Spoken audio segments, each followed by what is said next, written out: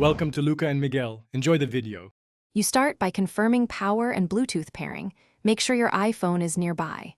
Once done, tap the watch's settings app and go to General, then Orientation.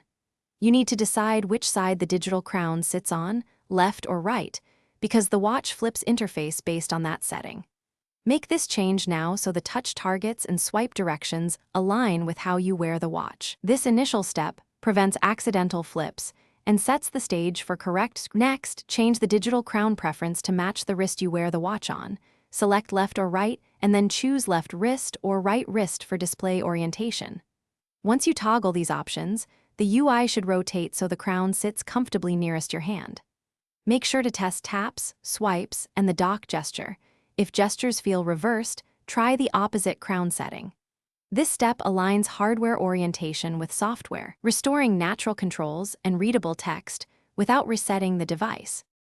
To finish, restart the watch by pressing and holding the side button, then sliding power off and power it back on. This often applies the orientation change. If the screen still appears upside down, unpair and repair from the watch app on your iPhone as a more thorough reset. Make sure your watch OS is up to date to avoid software bugs. If problems persist, one key troubleshooting tip: restart first. Only repair as a last resort to avoid losing temporary settings. Thanks for watching and please subscribe. It's the best investment you'll ever make.